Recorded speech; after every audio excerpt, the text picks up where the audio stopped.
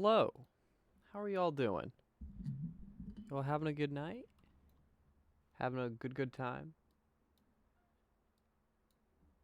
Alright, we're gonna do a bit of a different thing tonight. I kinda teased it the other night.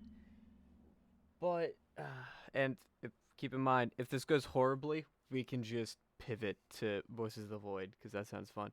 But I have a project I'm working on. For context, I am outside of the funny Twitch video game space. I'm a software developer in real life, so I make software. That's the thing I do. And I had a project I wanted to work on. I thought, you know, I think it would be kind of neat, kind of fun if we tried that on stream. I have no clue how well this is gonna go, but I thought it might be an interesting thing to try to do. It may go absolutely horribly, but I think it could be fun to do.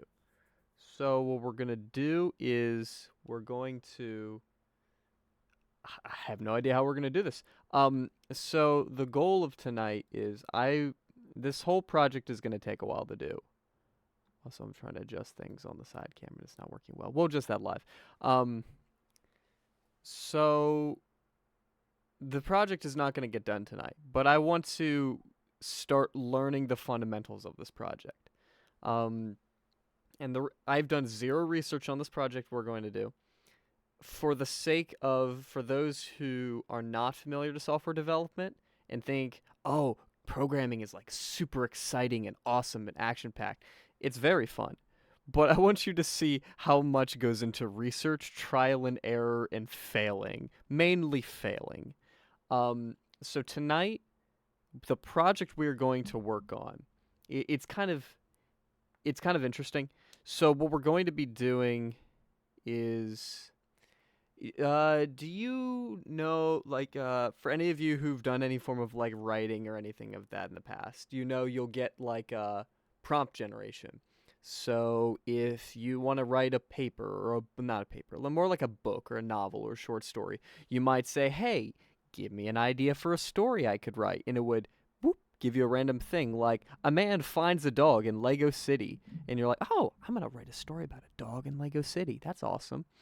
Or, hang on, let's get some music in the background while we do this, because I didn't think to put on music, because this is just boring. We're going to do some royalty-free stuff, and if the universe tries to fight me, I'll fight it back. Let's get some music going. Hang on. There we go.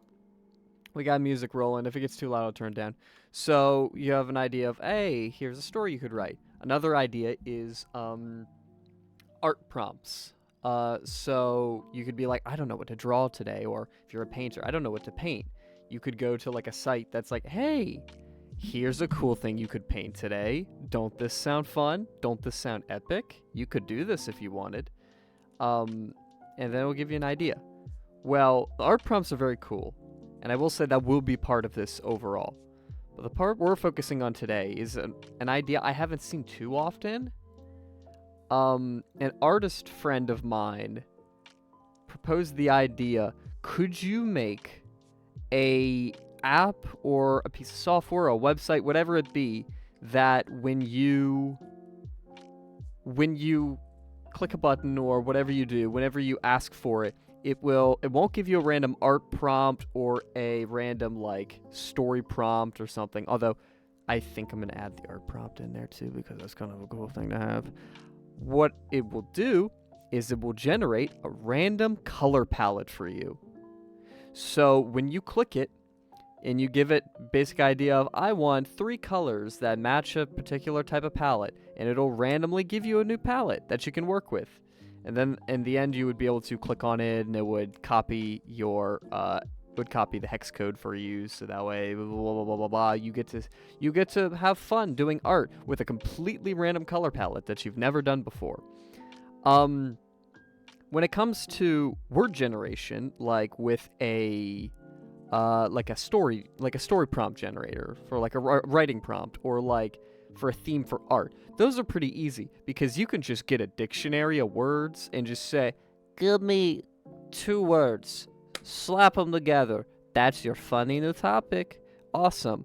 However, this is a bit different because there are, for those who are artists, you will know this very, very well.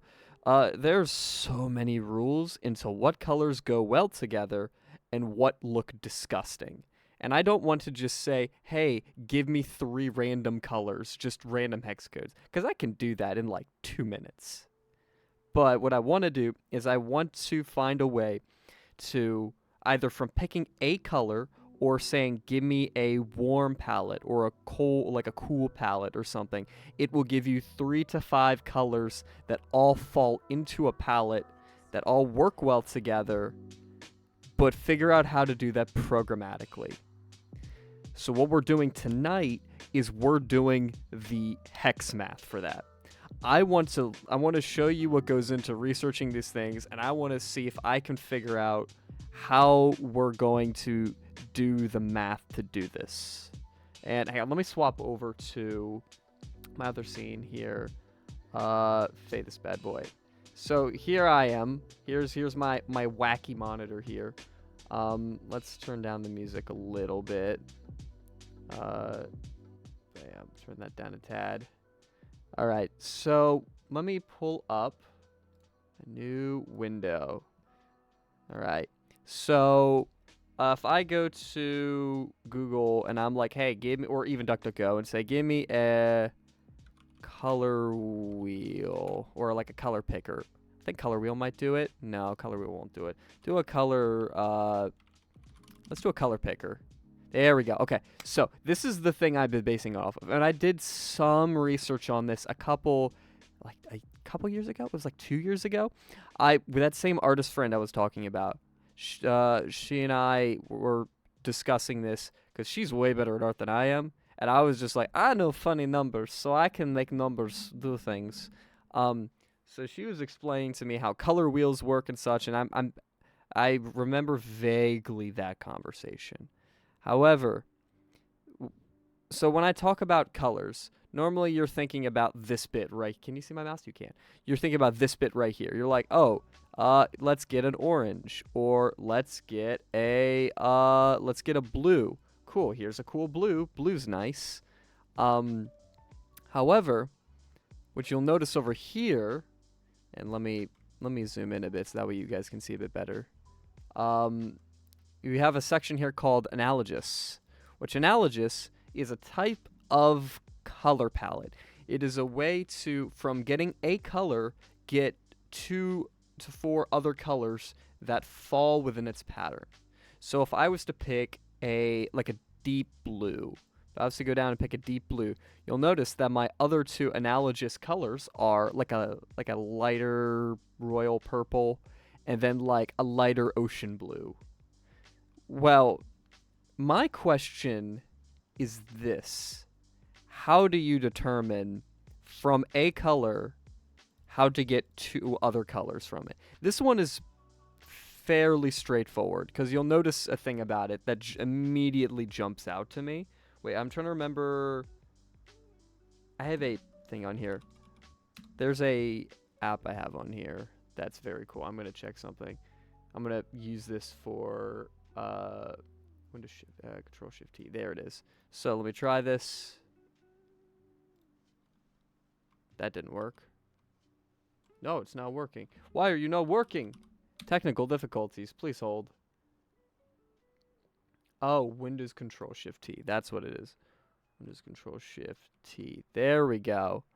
You'll notice for the colors here. You'll notice for this that all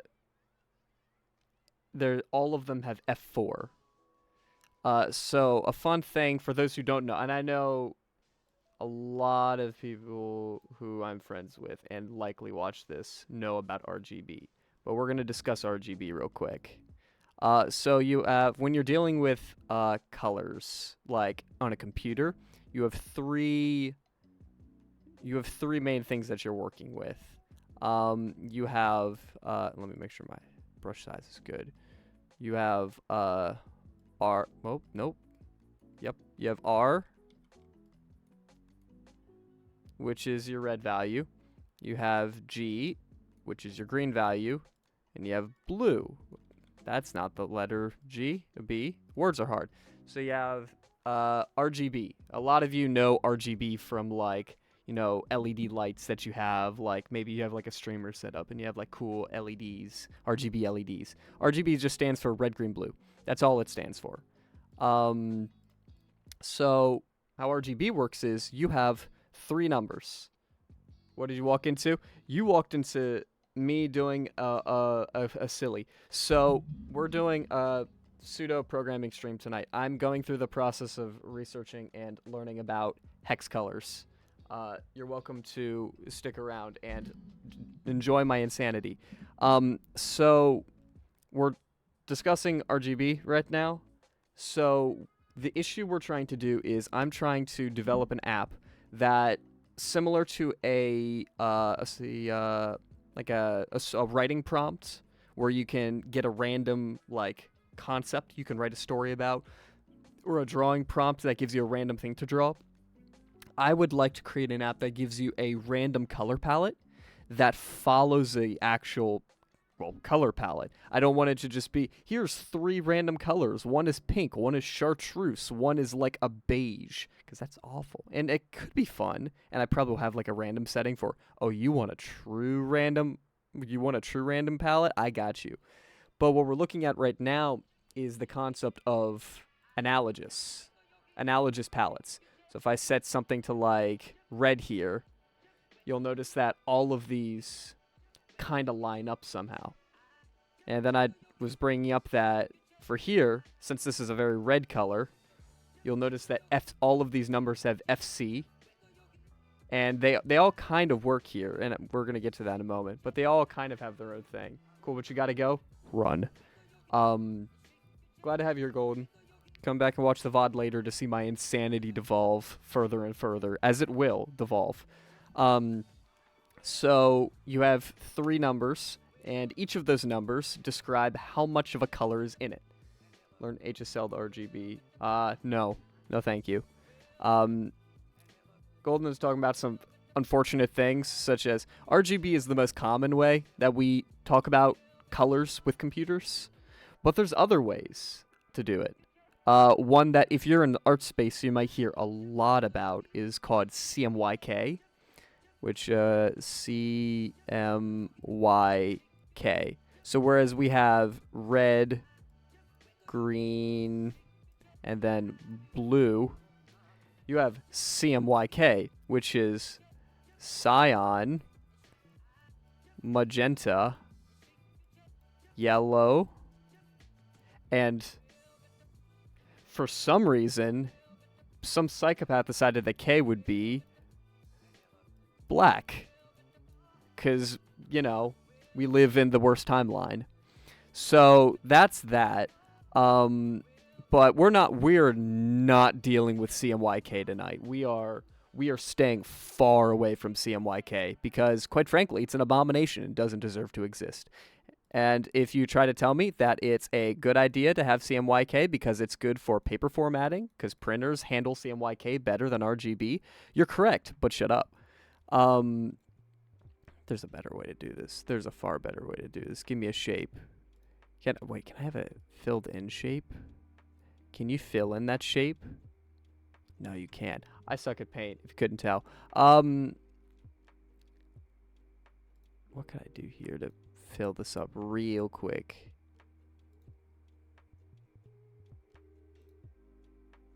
I could do that. Perfect. All good.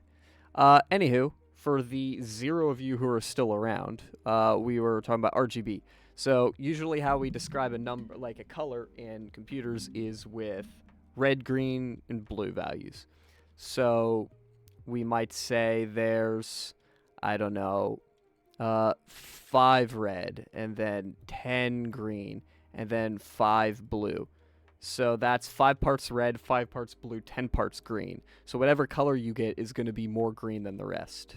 An example of this would be if you have a value of like 10, 0, 0. This is red. You would classify this as red. Likewise, you would have 0, 10, 0 is green, and then it would be 0, 0, 10 would be blue. But we usually don't. Oh no, that's back.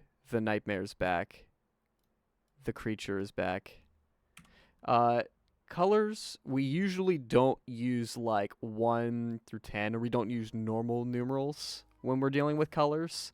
We can, and you'll often see like values from 0 to 255.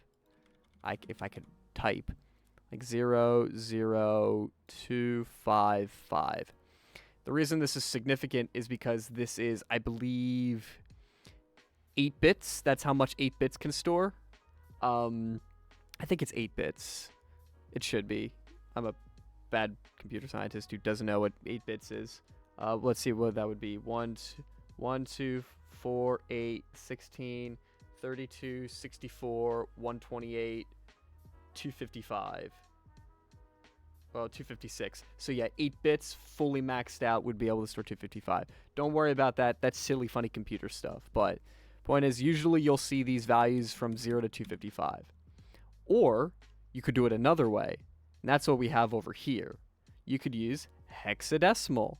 So hexadecimal doesn't use 1 through 9 or 0 through 9. It uses wacky letters and numbers. So, can I type here? Oh, nice. I can type here. Cascadia code. Don't mind if I don't. Give me Arial. Give me good old Arial. Perfect. So, the idea that we're doing here is, instead of like 1, 1, and then like 255 or something for our RGB values, we would do something like 01, 01, and then something like FF. Now this is a terrifying thing if you've never seen X before, but Hex has, instead of 0, 1, 2, 3, 4, 5, 6, 7, 8, 9, it uses, I don't know why I got rid of that. 0, 1, oh, I'm just going back and forth, I think, with my numpad. It's fine. 2, 3, 4, 5, 6, 7, 8, 9, A, B, C, D, E, F. That is how Hex goes. So a value of A would be 10. The value of C would be 12, 13, 14, and then F would be 15. And then another weird, funny, wacky thing about it is that you can put 2 together. And so, for example, if I have 10, like if I have 1, 0 with normal numbers, this doesn't mean 1 plus 0. This means a 1 in the 10 spot, which is 10, and then a 0 in the 1 spot, so 10 total. You can do the same thing with Hex. So I could do 1A, which would be, well, instead of like a 10 spot, a 1 spot, you have a 16 spot and a 1 spot. So 11 in Hex would not be 11, it would be 17, because you have 16 and then 1, so 17. All of that very overkill conversation to say these numbers over here represent the funny red, green, and blue.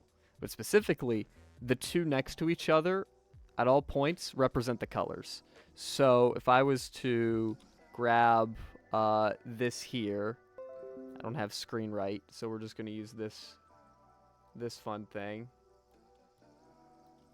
So if we have this here, these letters here represent the red value. These ones here represent the green value. And the ones here represent the blue value. You'll notice something about all of these numbers here. All of them have FC as their red value. That's because, apparently, and I have done no more digging than this, I'm pretty sure Analogous uses the same red value for all of them, and then does some weird mix and match shenanigans with the green and the blue. Well, depending on what its main one is. So if the highest number, my running theory is, if the highest number in a value is a certain color, the other values will keep that number. So if the highest value in this one here, FC0505, the highest value, FC, which would be like it would be like 260, 270 something, roughly off the top of my head. Or like, oh no, it'd be like 240, I think. I don't know. It would be a lot. That is the highest value. So that means the rest of the values it creates are going to use the same red. That is my hypothesis here. I have no clue if that is true or not. I have done no research into this matter. I have done literally a cursory look, and I did some research on this like 2 years ago, and I forgot all of it. So what we're going to do is we're going to try to figure out how color picker is doing this, because there's analogous, there's triad, which RGB, which I'm pretty certain I know how triad works, and then there's tetrad, which is you pick a color and it gives you 3 others similar to it. And there's images that can help us with this. We're going to close this for the moment. Color triad. So if I look up a color triad, you'll see something interesting here. This. So the idea is you have a color wheel, and all around the wheel you have a bunch of different colors. And a triad is when you take a equilateral triangle and you say, give me the 3 colors here. So that is basically how this is getting RGB. So like say we get red here, our triad would be, this is a very skewed circle, but it would be like here and here. So it would give me a red, a green, and a blue, which is why we have this. Tetrad, as you can guess, is basically the same thing, but it's a square. So instead of the triangle at the corners, you use a square. So if I say, give me a red tetrad, then it's going to give me the yellow, the light blue, and the dark blue, which we should see here. I think it depends on the size of like your square and such. This is just an idea to illustrate what you might be able to do with different colors and such. You could put the squares in different spots on the color, like on the color wheel. There's a thing I wanted to look up. Color palettes. That's probably incorrectly spelled. But there is a website I used. Coolers, I believe was it. Yes, it was Coolers. Manage cookies, reject all. Get gone, loser. So Coolers is a website, it's very cool, where you can make color palettes. And you'll notice here how you can generate random colors and such. You can randomize different palettes, but they're all following this type of flow. You have 3 main colors. Like our main colors here are dark green, and there's, if you can't read it, there's little There's little names that the website gives it at the bottom. There's dark green, there's asparagus, which is a wonderful color name, and then there's olive. Alternatively, olive is our main one, but you could say olivine and dark moss green are the ones we're using. But the point is basically you have 2 main colors you have a slight either darker or lighter variation of the 2, and then you have an accent color. So we have like dark green and asparagus as our main colors, which kind of fit together. We have olivine and dark moss green, which are lighter variations of the 2. And then we have olive being quirky and an accent color, so we can use to fix things. So what I want to do is basically what Coolers is doing here, but I want to combine that into its own app that completely randomizes. You can give, based off of either a cool or a warm color theme, maybe give it some parameters, maybe have it auto-included art theme with it. Basically, I want to take the functionality of Coolers here, and I want to expand it. But the purpose for tonight is not to do all that nonsense. It is exclusively to figure out, like when I hit spacebar here, this makes a very cool random color palette. My question is, how is it doing that, and how can I do that? That is the goal for tonight. I don't know if we're going to accomplish that, but I want to do research and I want to try messing around with like a Python script to try to just get me colors. Heck, I'm honestly might just make a simple JavaScript web page just to do quick color like alterations on the fly, because I'm not sure if without downloading any packages or whatever if Python can handle getting the colors that I need for this. I have no clue.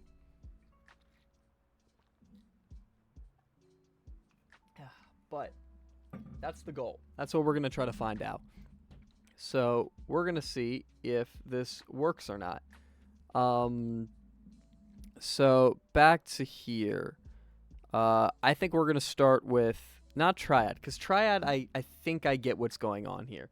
What you do is the highest value in the entire color. For whatever color you pick, the highest value of red, green, or blue, that's your considered main color. And that gets put into the, let me mix this up a bit. Oh, interesting. Oh, that's interesting.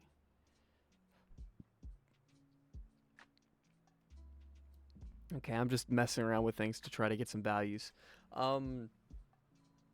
So the highest value you have when you're using a standard color picker, that gets put in the main color for each one. So for a triad, if you're using RGB and you pick your color as FF0505, then FF, your highest value, means that this is a red color.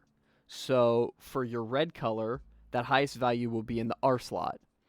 For the green, that highest value will be in the green spot, G, and for blue, that will be in the blue spot, B. So that makes sense why we see FF in this left, middle, and right here for all of these.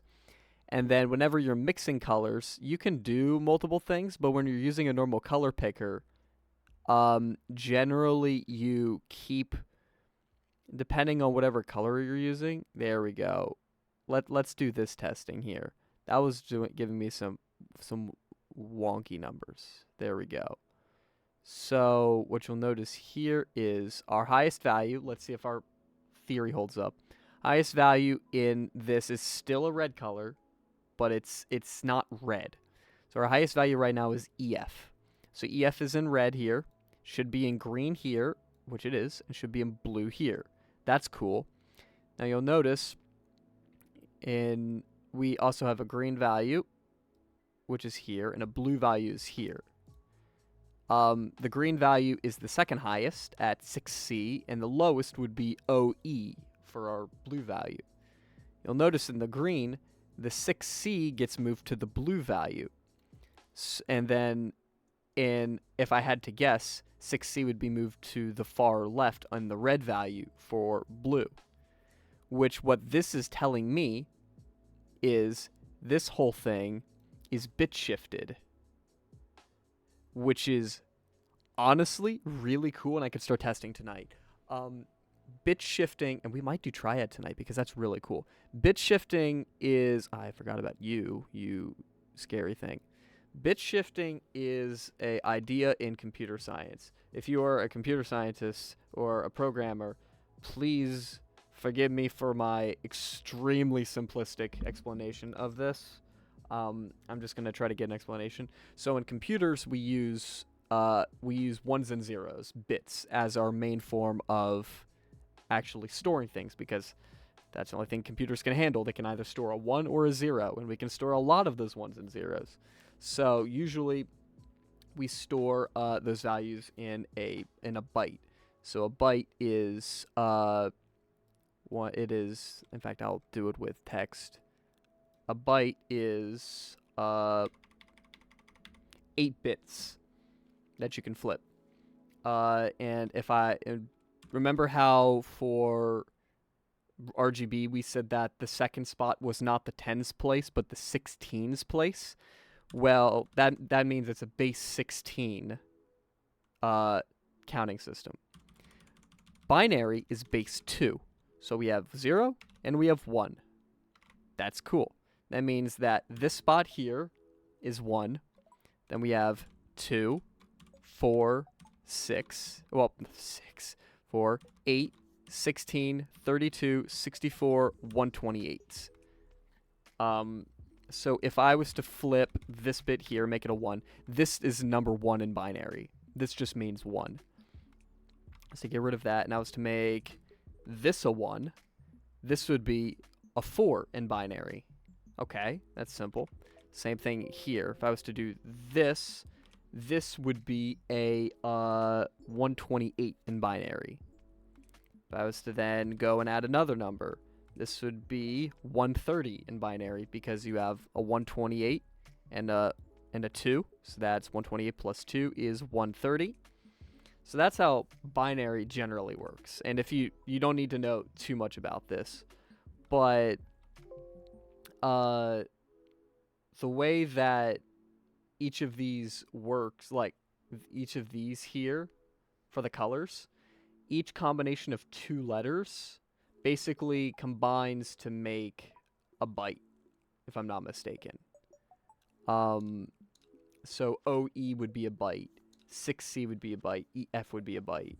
So if I was to write 255, that is basically the equivalent of saying FF in, and let me make sure I'm doing this right, because I could be absolutely insane right now, but I'm pretty sure I'm correct on this. Fun fact, if you don't know this, the Windows calculator is a programmer feature, which lets you type in binary and do mathematical calculations in binary. So this is in decimal, so if I was to write 255, yep, the hex for 255 is FF. Okay, so I'm not going insane. I thought I was having a strong.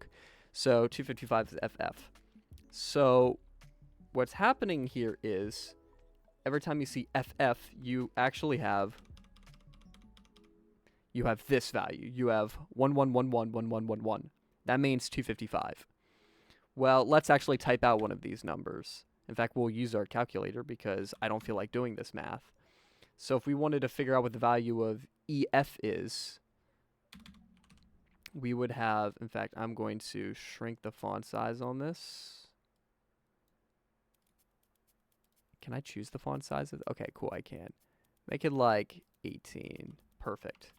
So EF would be 239, or in binary it would be this. So that's our first, right here, this is our first byte. This is our first bit here, EF. Next we have our second byte, which we can determine is 6C, which will give us this, which is actually 108. And then finally, we have OE, which is 14. Grab the binary for that. It's going to be 0000 this. So all together, this is the full thing. This is our first number. This is our second number. This is our red value. This is our green value. This is our blue value. Okay, this is all cool and all. But why did I say that bit shifting here is interesting? Well, you can do an operation in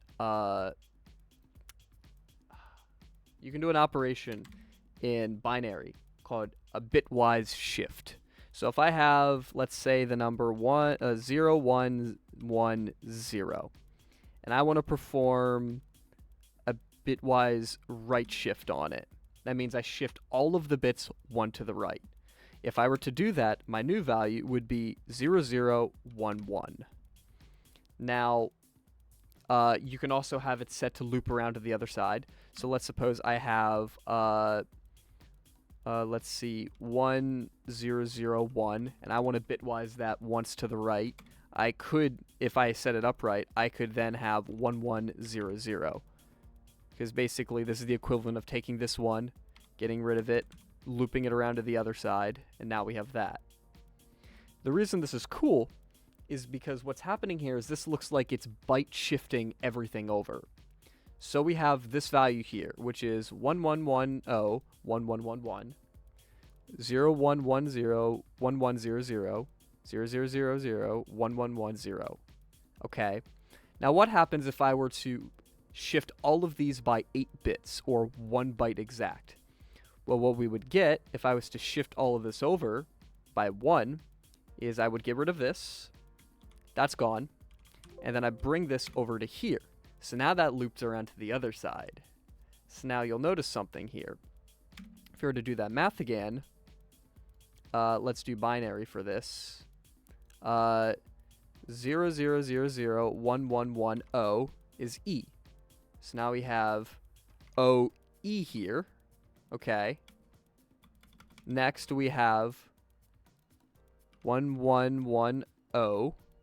I gotta get rid of this. 1110, 1111, which is EF. So we have EF here. Now let's move this over. And our final one is 0110, 1100, which gives us 6C. Now you'll notice something really cool here. By shifting all of our bits to the right by 8 and looping back to the other side, we have taken this first number and we have made it into this number with a operation that the computer really loves to do and can do it super easily and quickly, and most languages have something built in. Am I teaching a class? Yes, but no. What is going on here? If you're scared, that's the proper attitude to have here. I decided to do a programming stream where I'm literally just being an idiot and trying to research a topic for a project I'm working on. And I fell into teacher mode, and I decided I'm not going to come out of teacher mode, and we're going to stay in teacher mode and talk more about bitwise operations. If you're in the mood to get taught to, stick around. If you're not in the mood to get taught to, I would recommend running very, very quickly. So now we have all 3 of our bits here for our next one. Dylan's drunk. That is... He wanted you to know that. Thank you, Dylan. I appreciate you for telling me that. Oh, if Dylan's drunk, then he should definitely get in here and be watching this, because this is definitely the type of situation you want to be in when you're drunk, is to just try to understand computer code. So now we know that triad, and in fact, I'm going to write this down on a notepad real quick. So triad, now that we can confirm this, is shifting right by 8. Well, I could just say by a byte. Cool. So now we know what triad is. That is cool. That is great. Triad is solved. That's fine. Now there's analogous. Analogous is the one I really, really want to get working, because analogous, I can see the same type of pattern that we have with the triad. It's the same type of thing. For example, red is the core color for all of these. So instead of swapping it to the right 8 bits, you're leaving it in the exact same spot. So red is going to stay. But you'll notice that the blue value for the red, like the red color, stays, but then in the blue color at the end, that gets made the green value. I don't know why that is. I'm going to do some more finagling with it and see if we can get some different colors here. Let's try this. This should probably line up to be the same. I think we got to do some actual shifting here. So now we have a green color. So our main color is going to be E2. Oh, that's weird.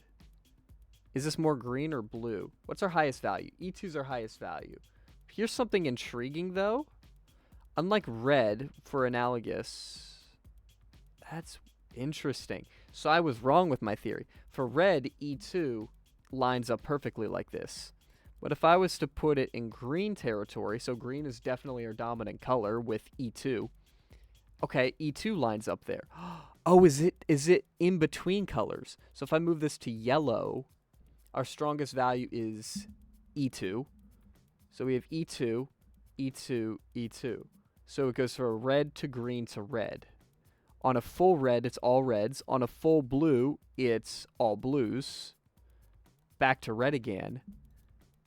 There's some maths going on that I don't know what's happening there. Do we dare look it up? Or do we try solving it again? I might just try typing out the bits on here for like red, blue, and green values and then seeing what I get from it. Because I kind of wanted, I like the idea of trying to just solve this myself without having to look up, you know, what hundreds of thousands of artists before me have already solved, especially computer artists. But we're going to do this the stubborn way. So let's grab, honestly, let's use Notepad for this bit, because this is going to start to get painful. So we have, let's move this down here. So we have E2. Nope, I want hex for this. So we got E2, which is 11100010. That's cool. That's our red value. Nice. Next we got 14, which is going to be 00010100, which is our green value. And then finally we have our blue value of 14 as well, which should also be 00010100. Cool. That's our blue value. Okay, so what we have here is, let's do a swap real quick.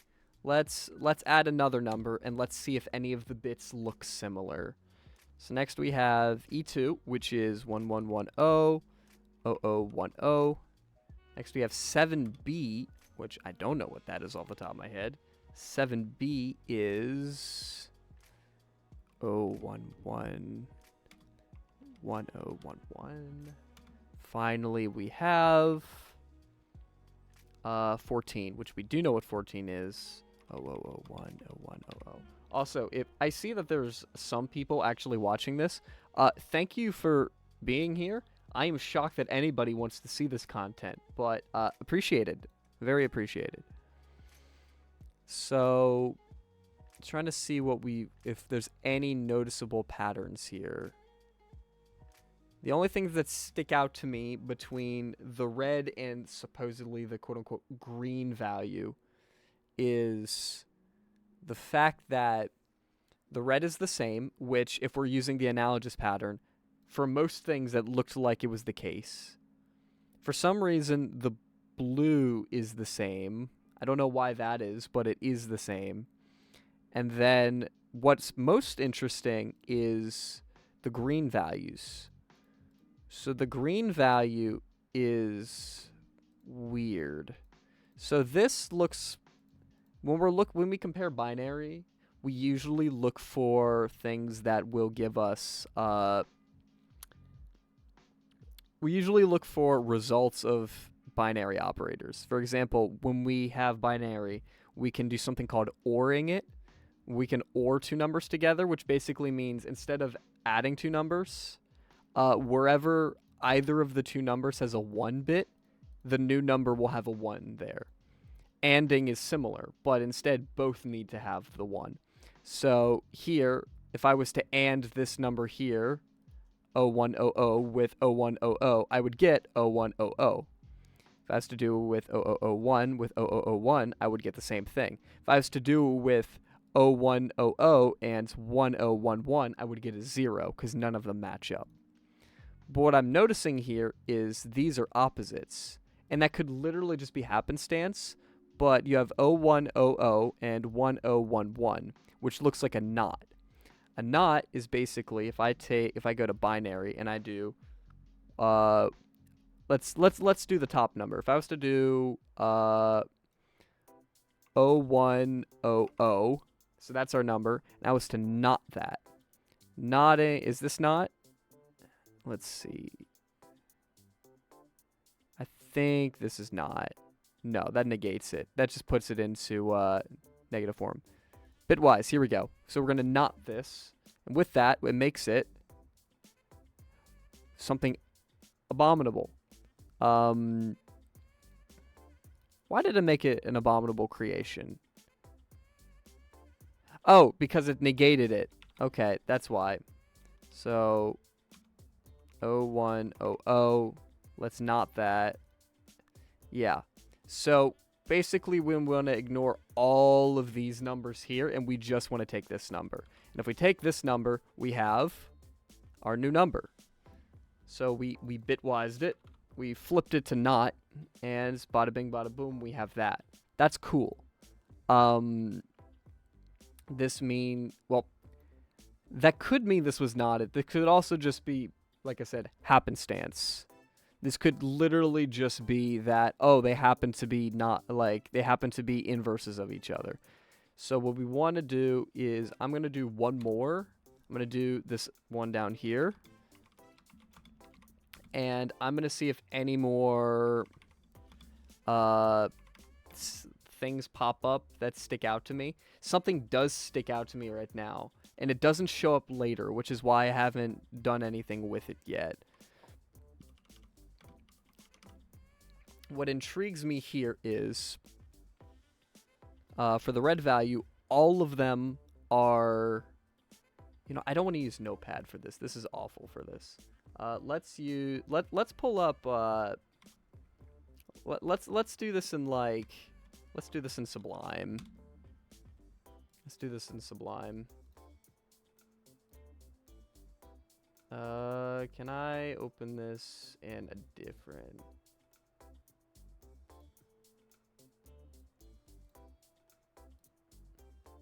Can I do new window? Perfect. That's what I want. Okay, so let's do our math here, actually, because that would be way nicer. Perfect. So now I can get rid of this abomination, and we can actually do cool things with Sublime, because Sublime is awesome and not Notepad. Okay, let's do this.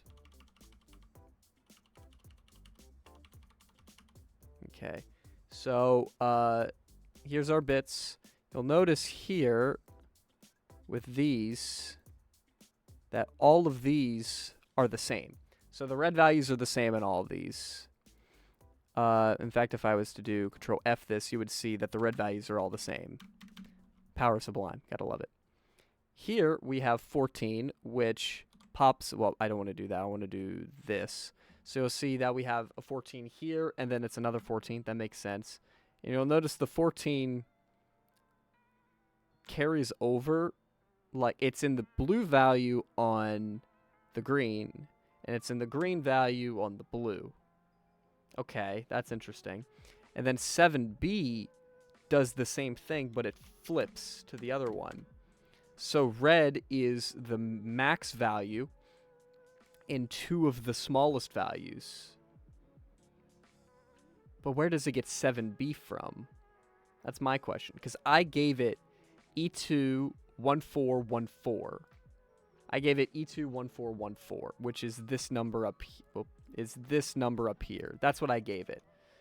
And it gave me back the first bit of, like, the first byte of each was red, the same red value I gave it. And then for the green, it gave me a 14, like I gave it. And then on the blue, the green byte was also 14.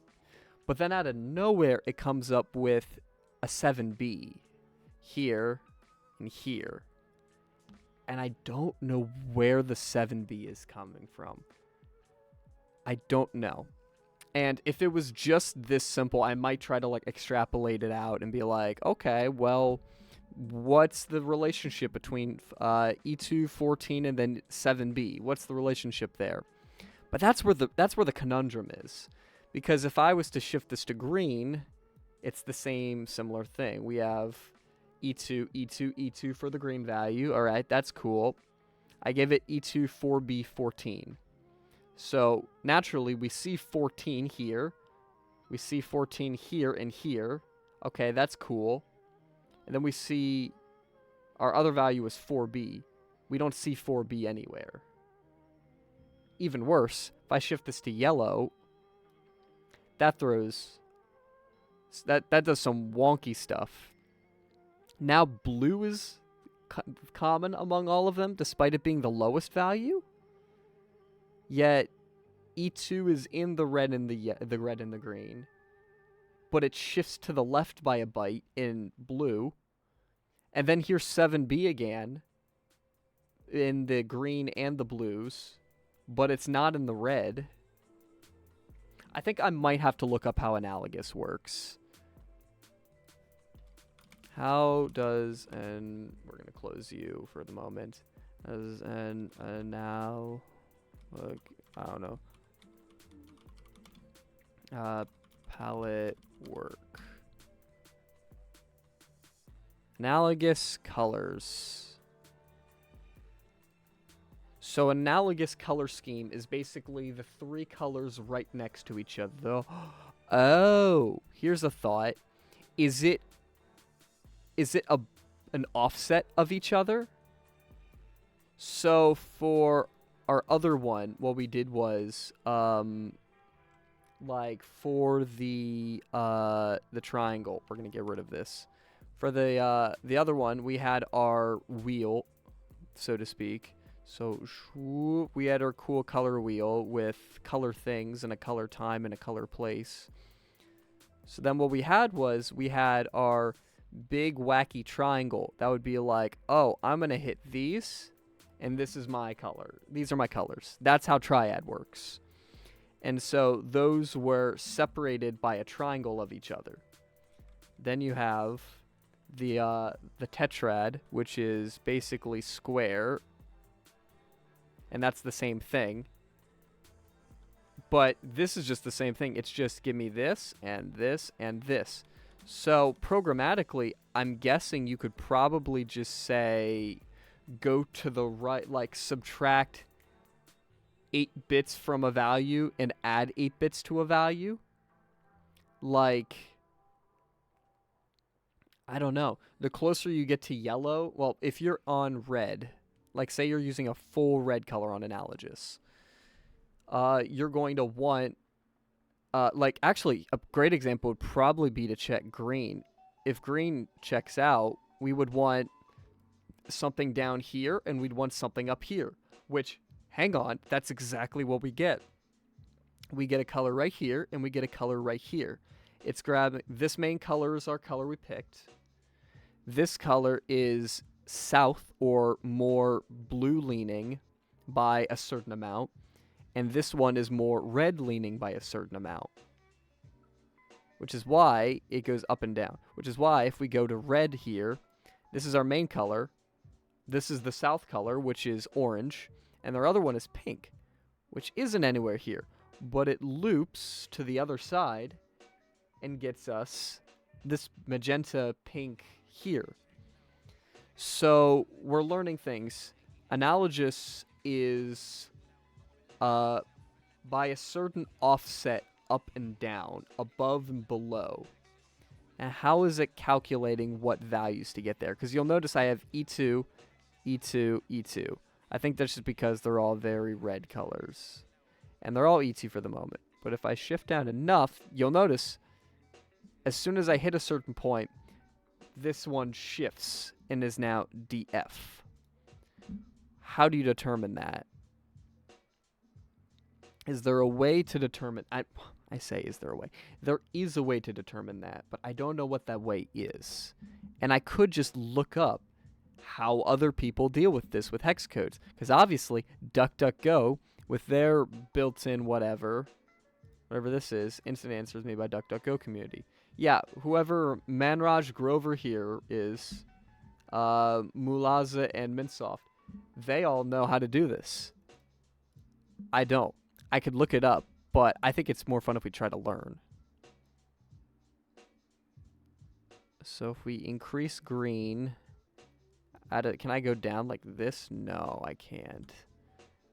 So as we go down, we don't get the DF until... When do we get DF? It's a little after 125. So let's do 125 for... Yeah. So 124, we have all reds.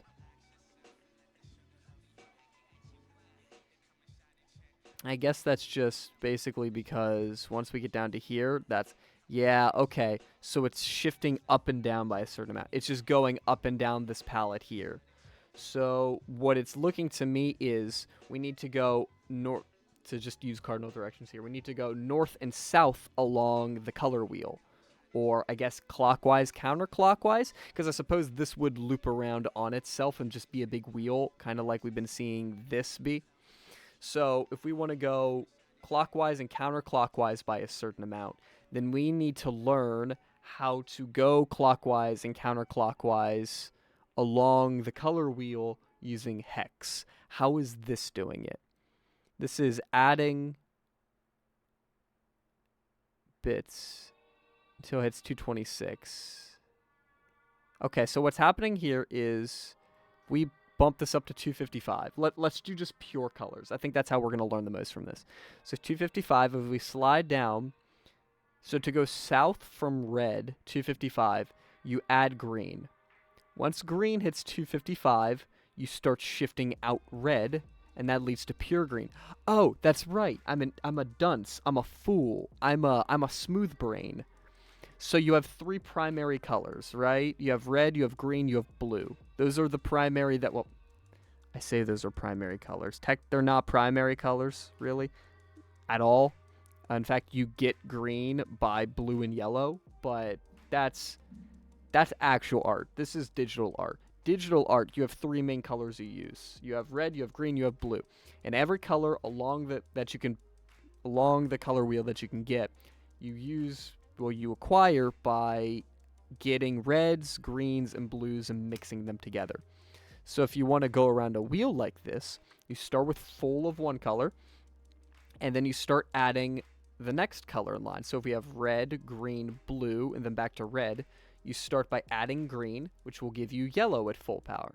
And then once you have 255, 255, like so, this is, well, that's not it. Once you have 255, 255, that is the purest yellow you're going to get. From there, you go, okay, this is the max color combination I'm going to get for red and green. I'm going to start shifting out the red now. And what do we see? We see you shifting out the red. And then once we hit 0 red, that should be the maximum green value you can get with RGB. Cool. Then from there, we want to do green and blue combos. So you start shifting in blue. Once we hit 255 of blue, that's our max green-blue you can get, which is like a nice light blue, which I adore, by the way. I love that. Then from there, we can start shifting out the green, because we're all done with those combos. So you get 0 green. Now you're at your deepest blue you can get. And from there, we have to do our red-blue combination. So you then start shifting in red. So you get max red, which is 255, 255. You get this gorgeous magenta. From there, you shift it back out. And so you get, obviously it would go around to, actually, yeah, it would go around to, can I do 1 here? Yeah, so that would be back up there. So then it shifts back around in a loop. So that is how you go south and north. If you wish to go, if you wish to get this value, you need to add a certain offset to, you need to add a certain offset to, of green to it. Well, you don't need to add a certain amount of green. You need to go south by a certain margin. And then from there, you need to go, from the main one, you then need to go north by a certain margin. I'm just saying south and north because that makes sense here. So it looks like the offset that they use is 7F.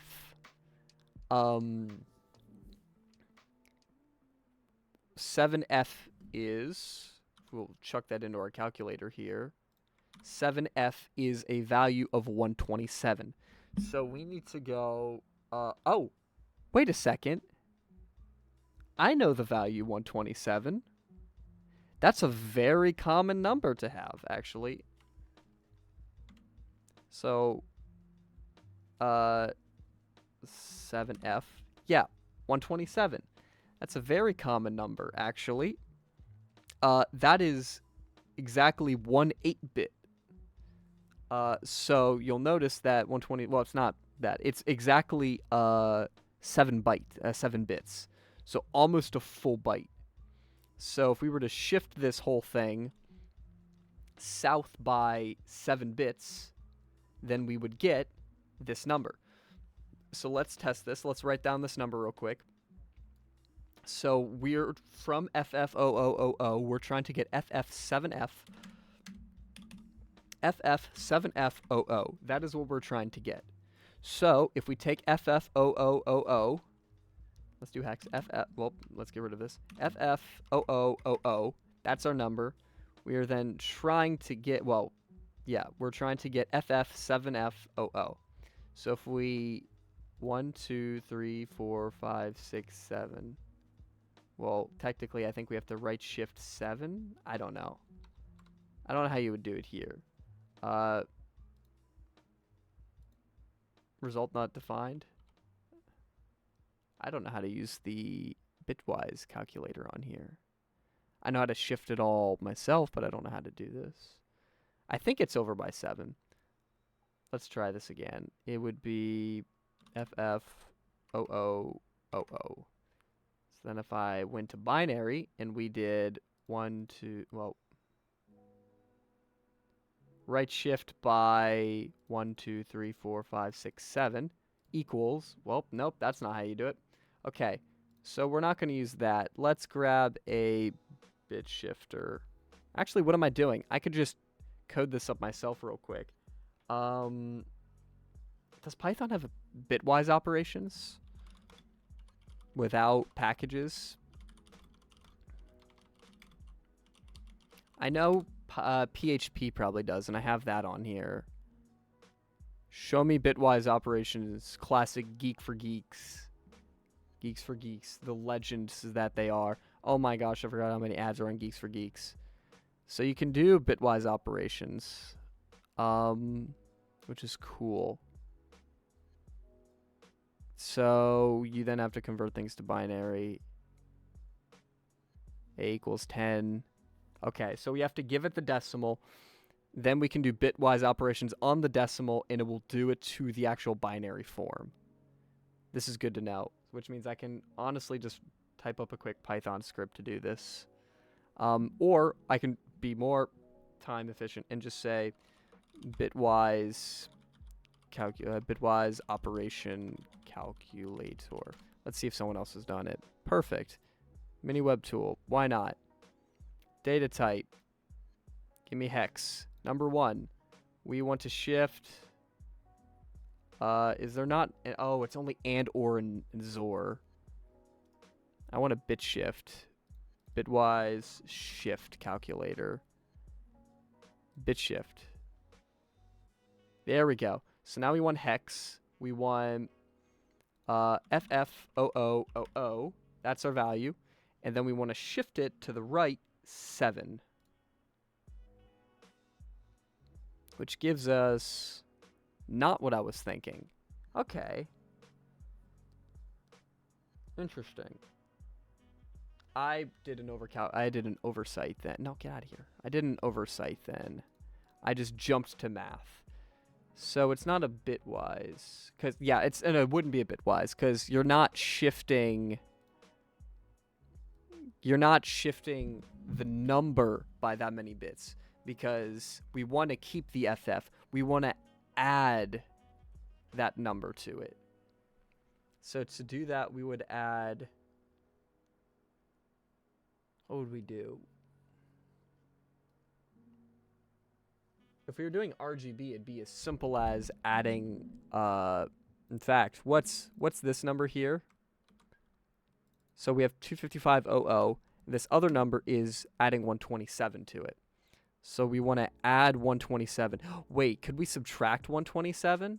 So if I had O, and then I subtracted 127 from FF.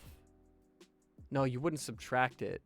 You would just add it the other way. Let's do it from like 255.0. Let's do it from there. So then 00, that's our value, and then 00, it would be 7F. So you wouldn't shift it. Oh, would you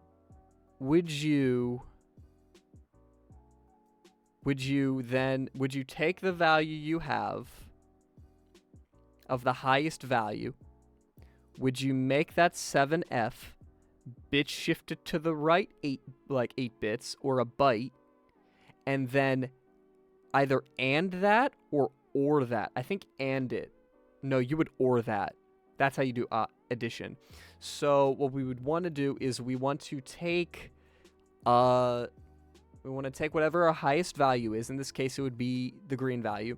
We want to replace it with 7F, or maybe add 7F to it. No, we would just replace it with 7F, shift it to the right by a byte, and then or that with the original number, and that would give us maybe, my hypothesis, just by coming up with a random stupid idea, is that would give us our more blue facing one and not our more red facing one.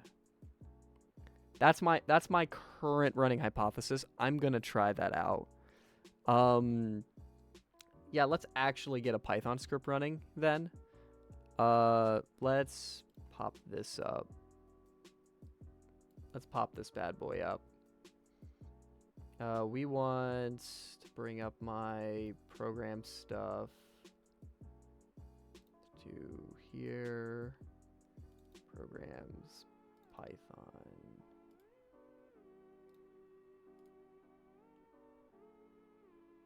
Okay.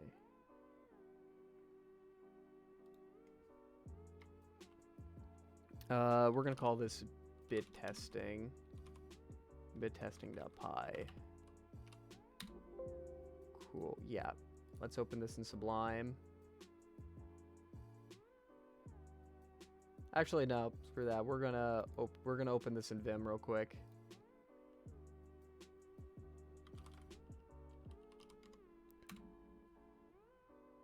Oh no, that's not any of them. Hang on.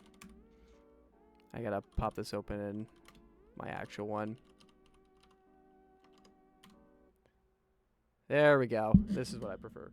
Okay. So we have this.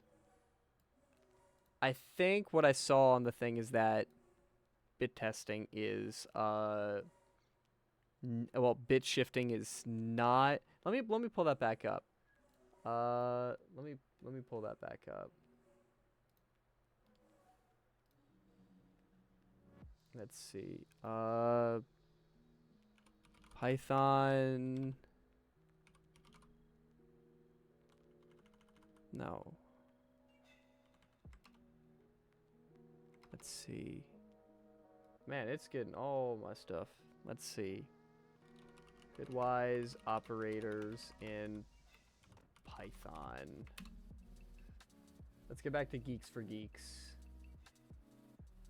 Okay, so we can do and or not Zor right shift left shift. That's what we can do.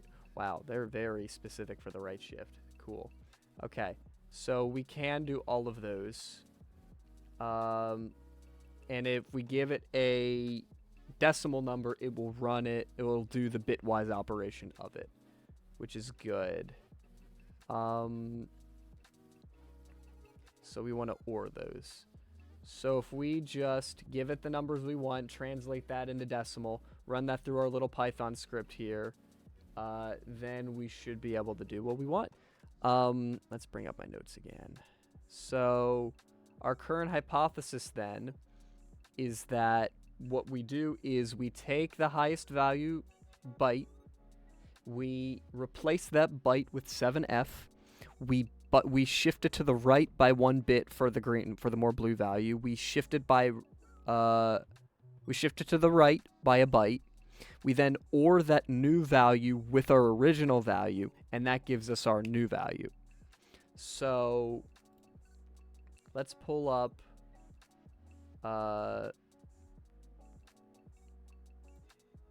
let's see. This may not work because I'm remembering that hex isn't, like, when you're dealing with colors, isn't all just one contiguous cluster together. It does its operations a bit weird. Actually, that should be fine. We can do string operations. That's what we can do. Can we do hex in... Can we do hex with this? We're gonna look this up real quick. Can Python Python hex math. Sure. Hex function. Oh, is it math functions? Nothing. Dang it. Everyone's telling me about this hex function. Let's see what hex function is. Shut up, top VS Code extensions for web developers in 2024 G ... I don't care. I could care less. Actually, I couldn't. I couldn't care less. So if I give it a decimal number, pass it through hex. Okay, so if I... What's happening here? Hexadecimal form of 23 is, and then it gives me OX17. So OX is how you deal with that. Okay. So that gives you the actual hex form, which is good. Yes, this is what I want. Use Python hex function for bitwise operations. For those who don't know by now, or aren't programmers or don't program a lot, this is the essence of programming right here. It is looking crap up, and so you know what you're doing. That is the essence of it. Oh shoot, so you can do OX and actually... Okay, that's cool. Cool, so I can do OX22 and OXOA to do that.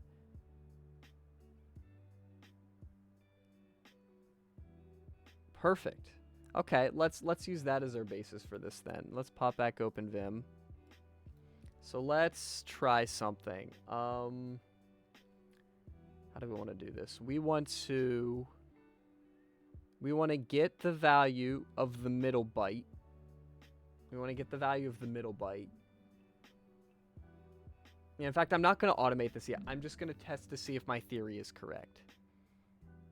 So let's just test that real quick.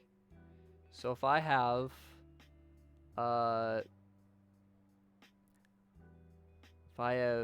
in fact, this should be fine. If I have FF and then I OR it with 7. Actually, I don't need Vim for this. What am I doing?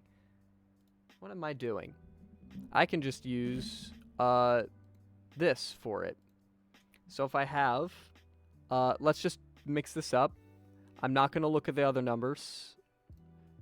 If we have 90 FFO, well, OO, then, in fact, let's just test this on max values real quick. So if I want to go south, I'm going to take FF. Well, I'm going to take OO. That's not what I wanted to do. Okay, we're good. I take OO, and then I OR it with 7F. And that gives me 7F. Okay, that makes sense. That checks out. And that should, if I use that as my new byte value, that'll give me 7F. That I knew. Okay, that's cool. Now, what if I was to shift this down to, like, here? Okay, let's try this now. If I was to take FF, make it to 7F. So now we have 7F, and we OR that. We're going to OR that with 8.3. That's going to give us FF, which it gives us. It gives us FF. And now let's do that in the other way. Oh, wow. We might have figured this out. So now if we take FF, we make that 7F. We shift it to the left, and we OR by that. That means this should be not bad. Hang on. I think I spoke too soon, but come back. Come back, everything. Come back. Come back. It's all gone. That's not it. Everything's gone. I'm in silence. I'm all by my lonesome. Man, I just got. That's hilarious. Okay, let's bring all this back. I don't need you right now. We don't want that. We want this.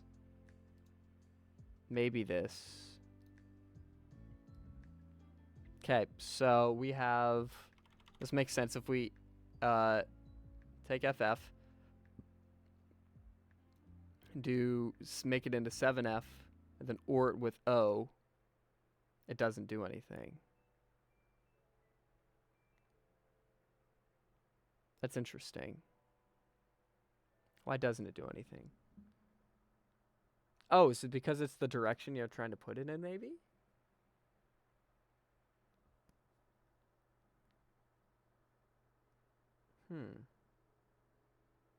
We're on the right track. I definitely feel we're on the right track here. This is making a lot of sense, actually. Yeah, let's take us to 255, 0. So we know this works. This math does check out. So we should have 7F to the right and then 7F to the left. This is fine. I don't need Vim here. I don't know why I brought up Vim in the first place when I can just do the bitwise operations here. Back, yeah, let's get Vim out of here. Cool. We'll come back to you later if we ever need you. So this isn't the issue. With simple things like this, I can predict the outcomes. Analogous is making sense here. At least whoever programmed this, Manraj Grover, Moonlaza, and Mintsoft, those three, when they made this, they used a color offset of 7F. I'm not sure if that's a normal thing. Maybe we could customize it to go higher or lower, but it definitely uses 7F. I don't know what's going on in these edge cases, though. Like, if I move this up by this, if I was to take the highest value, which is the center FF, if I was to do it by 7, if I was to go by 7F and OR the right, that doesn't work anymore.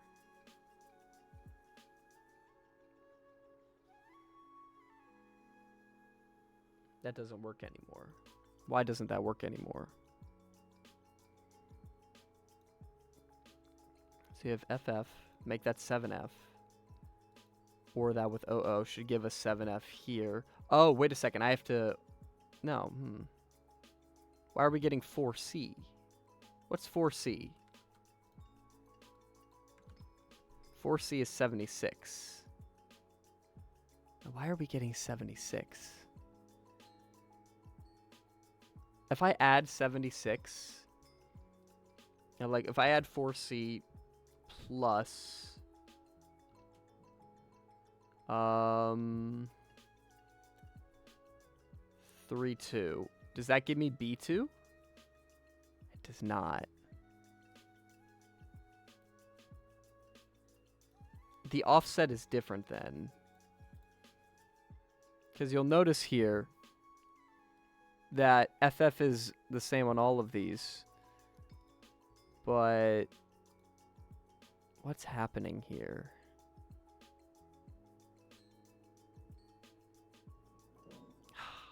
It's getting into territory where I'm beginning to get tempted to look this up, but I really want to learn this. Like, I want to discover this.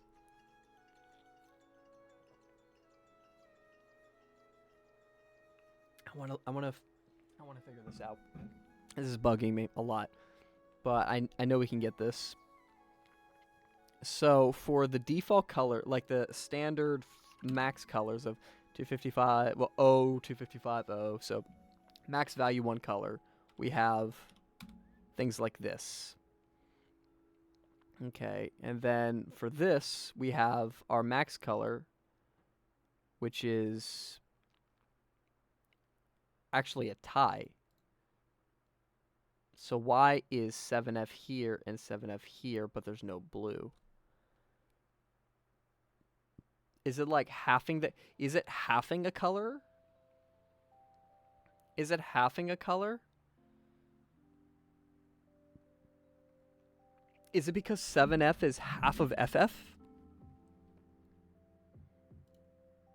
If I was to FF minus 7F,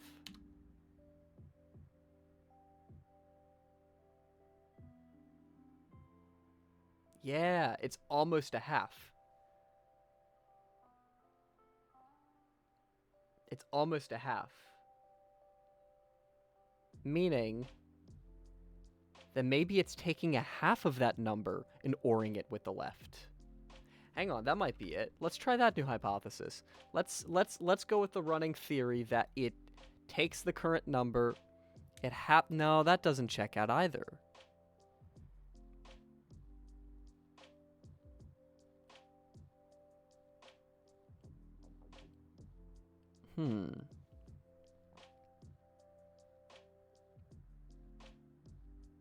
That doesn't check out either.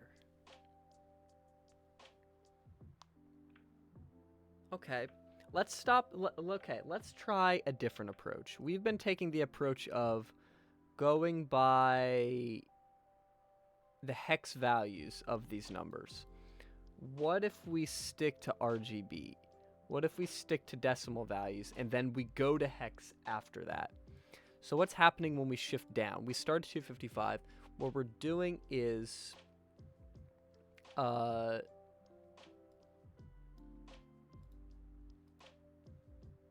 happens, we may need to write a little bit of code to do some math for us. The reason I say this is, what if, I think it's just adding 7F, which we've determined that 7F is 127. What if it's moving 127 down, or 7 bits?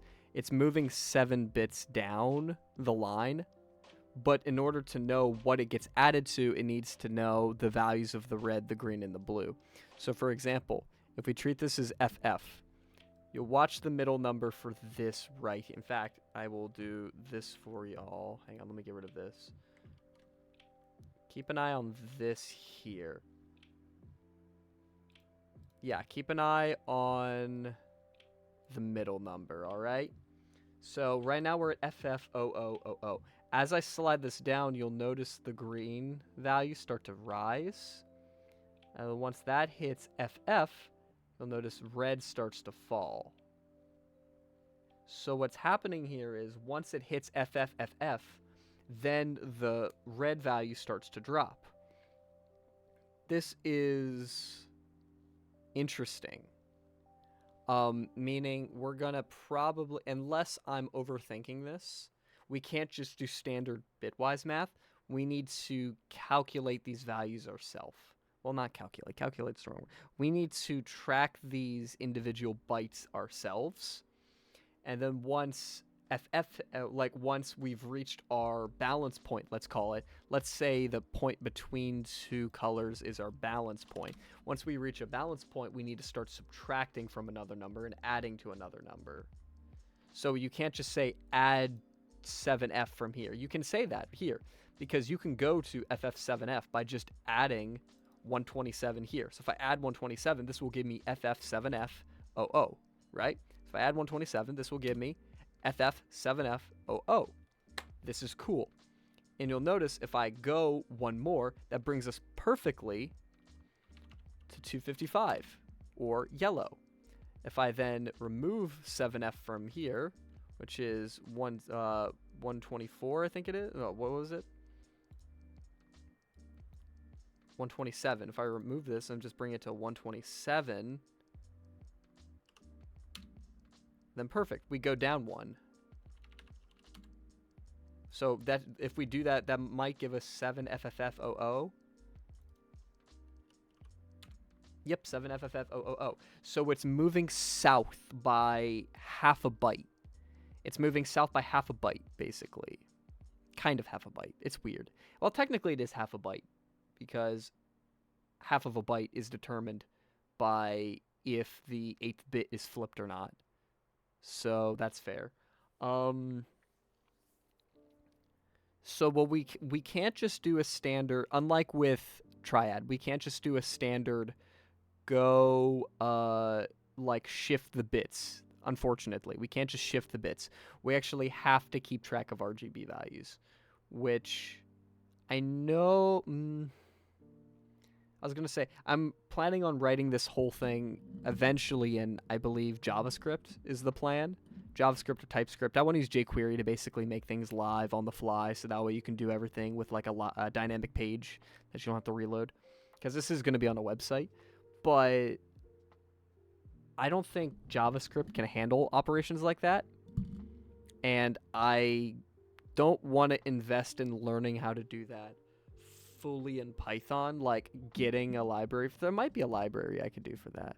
But I kind of want to figure out the logic behind it in Python myself, so that way I can incorporate that over when I port it to JavaScript.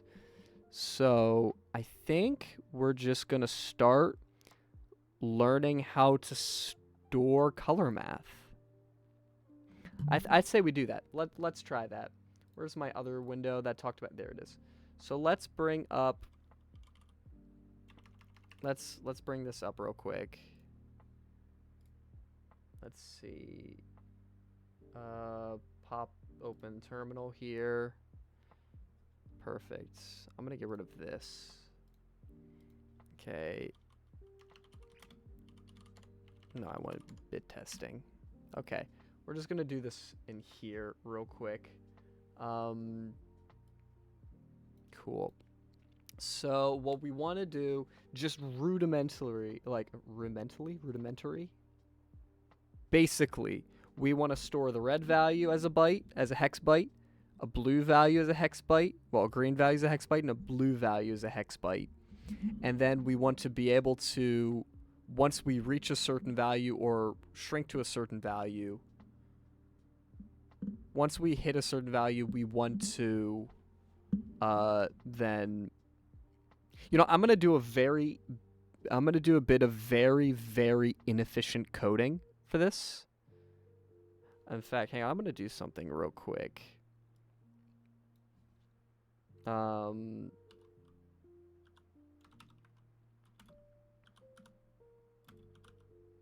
Okay.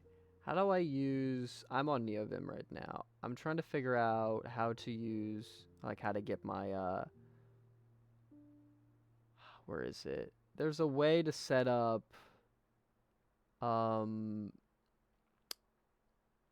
like, text recognition. I think it's built in on Python. Like, not built in on Python. It's like TS something. What is it? TS...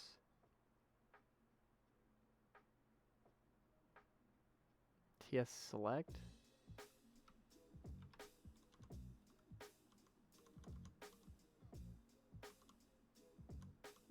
Maybe toggle? TS install Python. Here we go. Just kidding. NVim has a thing that lets me type in Python. Hang on, let me...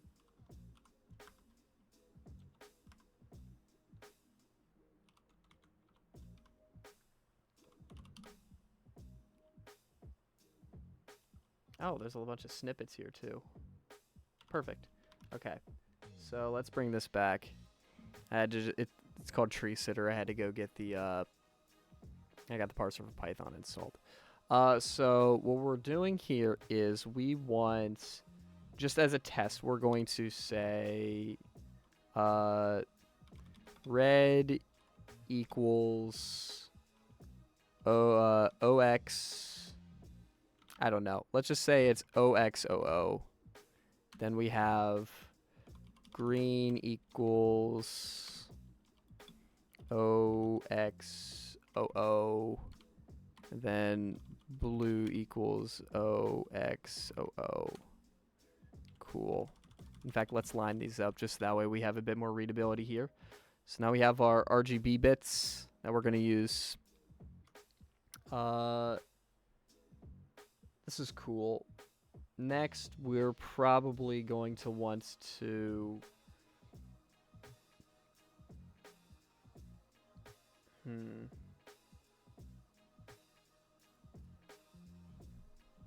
This should be fine.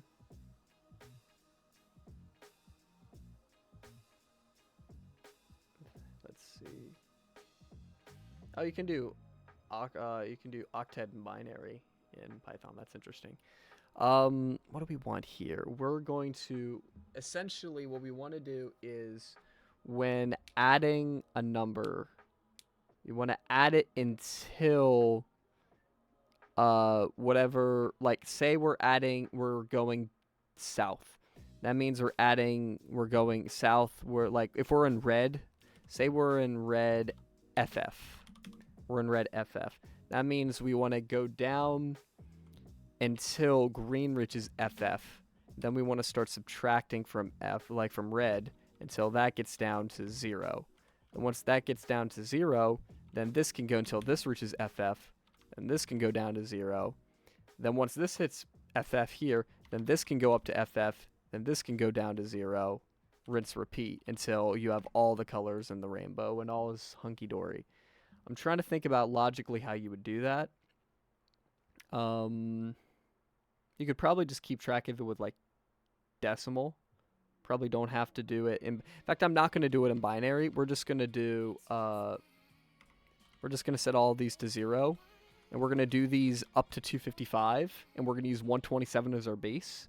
And then once we get the number that we want, we'll convert it to hex and we'll output it, and we'll see if it's correct. So for example, say we have RGB of 255.00. Then we want to print hex we want to print hex red. I don't know how Python print works. Can I do this hex? Let's do hex green. This may not even work. Hex. No, it probably won't work. It's worth a shot. Let's print hex red. Print hex green. Print.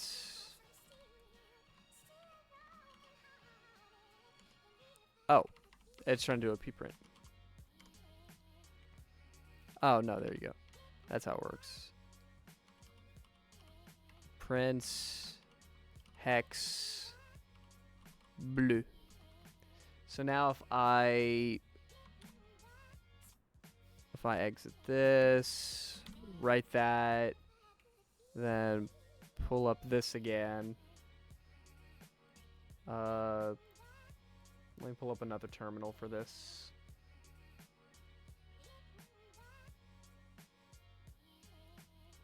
Can I just drop this here? Will Windows let me do that? Nope.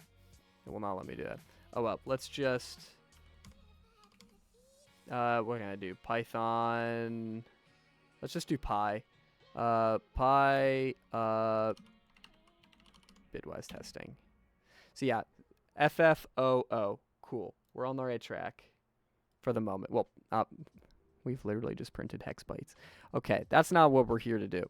What we're here to do is we're here to do science. So let's say we want to... Let's make two functions here. Let's call them green shift and green shift and red shift. Actually, north shift, south shift. I like that idea. Actually, do the color wheels agree on which direction is which? So red is clockwise. Well, I guess it doesn't really matter. It's going to have to go anyway. Let's go clockwise. Let's try. Let's do our first one as clockwise. I just want to program this to be as, like, flexible as possible. So we have clockwise. No, we want to go clockwise. Let's see. So I think it's... Is it def? No, not deft.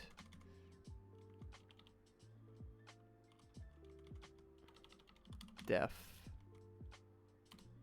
Def. There we go. Function name. Let's call this clockwise shift. And then arg, we're not going to pass. Yeah, let's pass it. Let's pass it n. So just to make sure I know my Python, because I need to specify this. I do not know Python. I know very little Python. I'm just using Python because it's easy to test things with. Works. Cool. Okay, so let's... I have so much open. Oh, we have to actually call it first. Okay, so clockwise shift. Let's just pass it that. That doesn't matter, but we'll do that.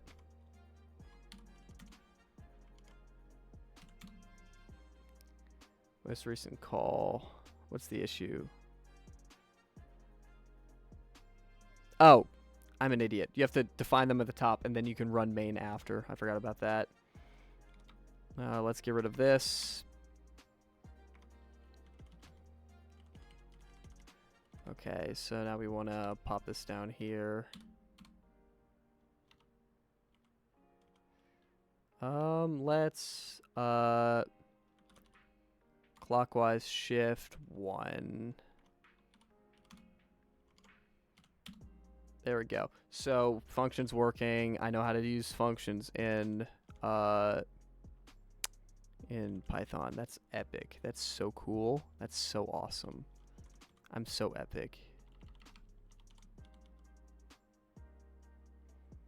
Okay, and this hopefully shouldn't break.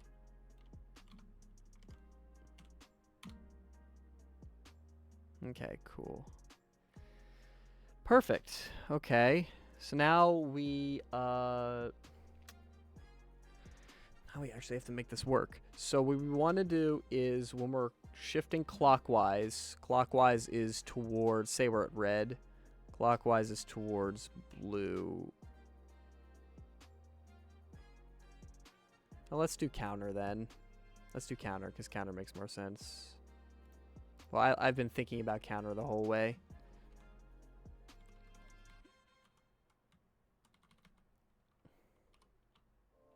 Let's call it counter shift. Counter shift. Cool. So now we're good here. So what we want to do when we counterclockwise shift is we want to essentially add in green. We want to add in green until we hit yellow, and then we want to subtract red until we hit green. Then we want to add blue until we hit cyan, and then we want to subtract green until we get blue. Then we want to add red until we get purple, and then subtract blue until we get red. That is the current goal. I'm happy with this goal. Let's shoot for that. How would we best program that?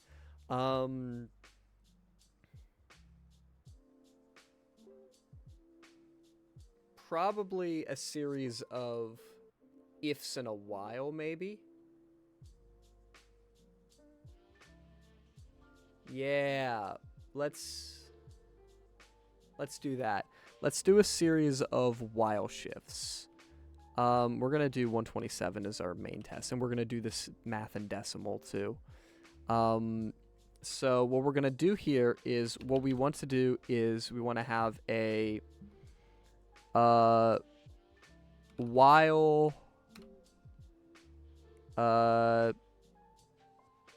let's see. Actually, is for a thing? Wait, how do you go? I forget how to undo in cheat sheet. How do you undo in this? No, that wouldn't help me here. It would give me that's a nvim thing. Go to close. Yeah, we'll do that later. There we go. Let's append. Get rid of this. It's 4th. Yeah, okay. So 4. Let's see. 4. Let's see. counts in n, let's print high. And then we're going to shift this down to, I don't know, 5. And in theory, if we do this, we should get the 3 bytes and then high 5 times. Oh, because 4 works differently in Python. I'm an idiot. While, let's see, well, I is less than n, print high, print I++. Is that a thing you can do in Python? We're about to find out. It's a very C concept. Invalid syntax. Why is that invalid syntax?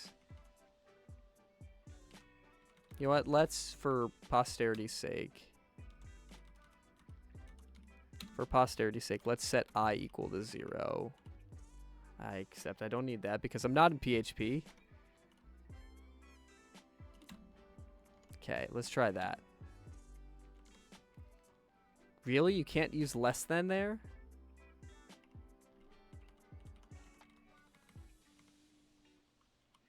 Do I have to do this? Is this how I have to put my conditional?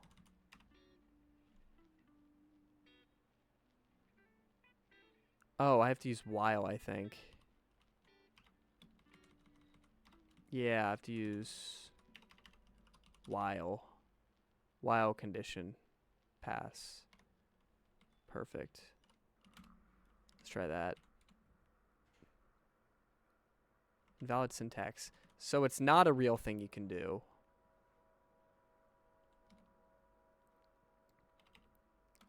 Plus equals 1.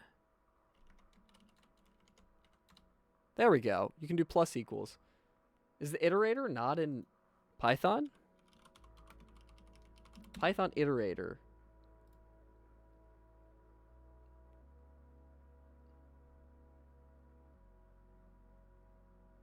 It's not a... hang on. Python... plus plus?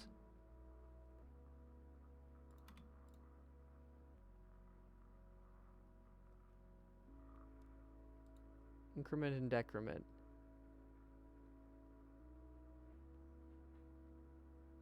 Yeah, you have to use plus equals.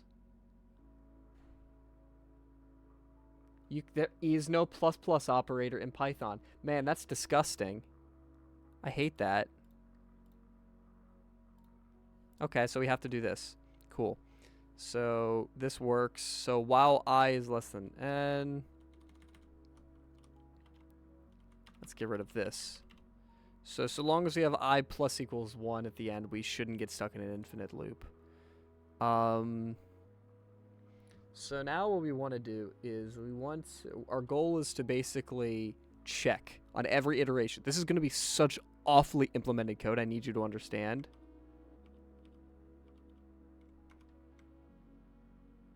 This is going to be such poorly implemented code, but that's literally just for testing. So we want to if, let's see.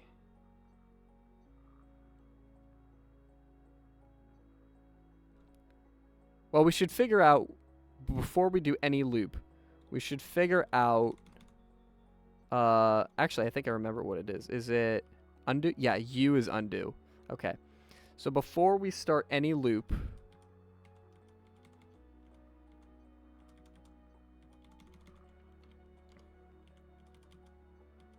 we should figure out, before we start any loop, we should figure out what the highest value in the, do we actually care? Do we care? So how does it add? It takes whatever. So for counting by 255 with just, primary color, like with the key colors. Are we gonna have any issues with that? I'm not sure if we will. Man, hex math is hard when you're not actually using decades of research brought about by other scientists and artists. Man, okay. So we want to increase this. The thought is we want to increase this until it hits 255, then then increase this. We have a very specific order that we want to do that in. So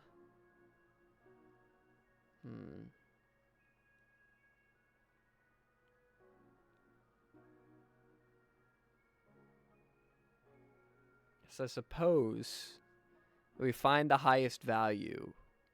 And if we're doing counter shift, we find the highest value. And we're going to assume that's our value we're shifting from. There's so much logic that goes into this. So highest value. Is there a Python function for that? Let's see. Python.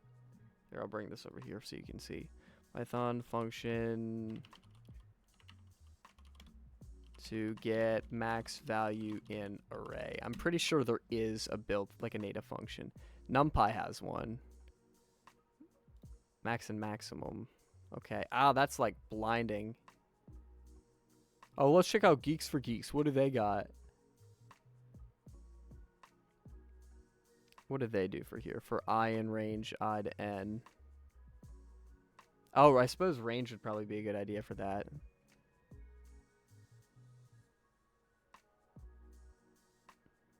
I should really be using PHP since I actually know how to use it. You know what? I'm going to use PHP. I give up on you, Python. I give up on you. I give up on you, Python. I've given up on you. You are dead to me. I need you not.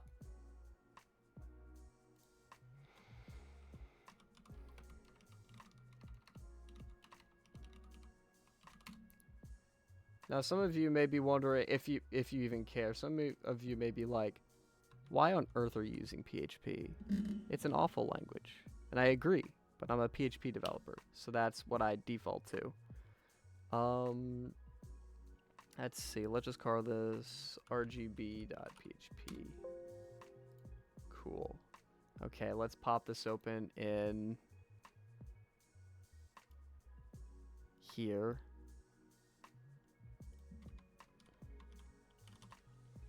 Cool.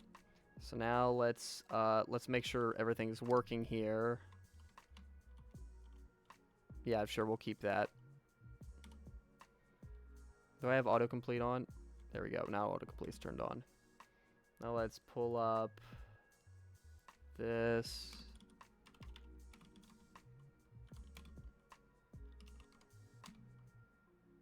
PHP. What do I call this? RGB? Perfect.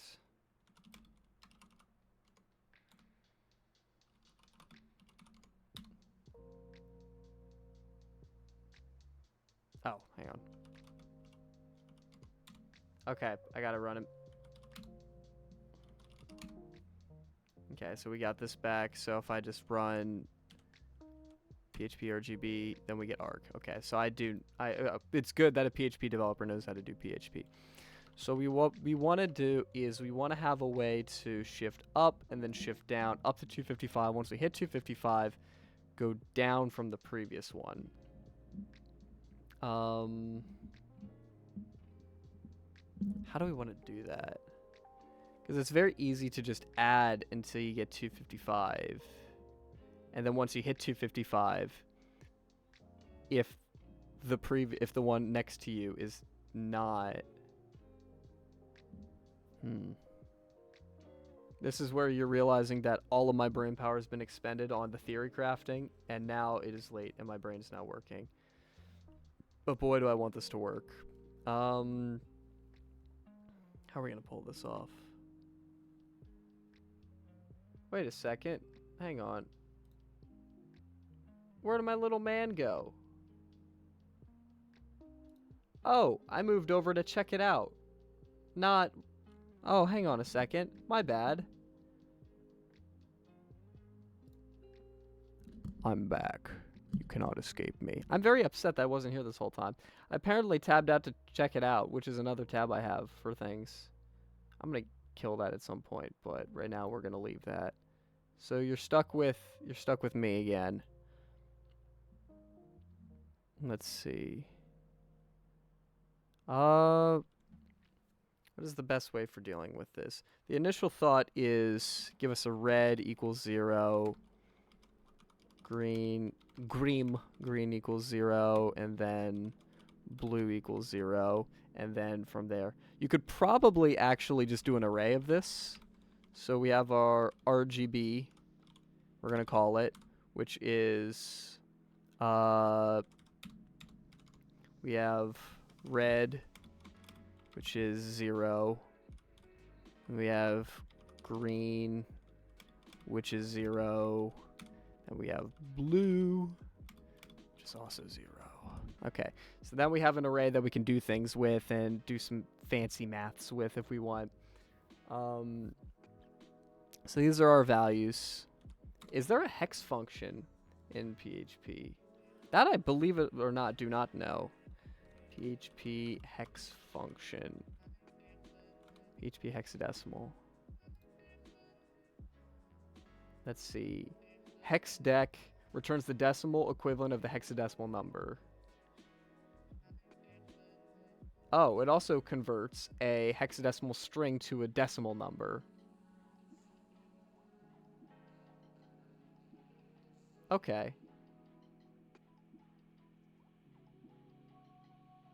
So you can pass it a hex string and it'll give you a decimal number. Yeah, okay, so it'll do that. Is there an opposite to that? Oh, okay, there it is. Dechex. Dechex let's see, returns a string containing a hexadecimal representation of the given unsigned num arguments. Perfect, so if you pass that it'll do its thing. Cool. So we do have things we can do with that. So if I was to do get out of here. Actually, will this do this for me? For each. Yep, here we go. For each RGB. We don't need that. Let's just do value as value. Let's echo value. Let's actually decimal to hex value and run that. So now if we hop over to this bad boy, yep, we should get 000. We change this to let's see. Let's change this to 255. This should give us FF00. Yeah, FF00. We need this to extrapolate a bit because right now it's only doing it to this format, which I don't want it to do.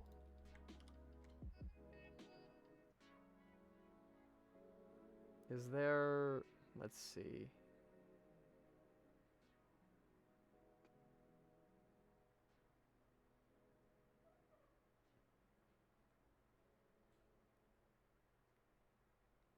Weird. Unfortunate.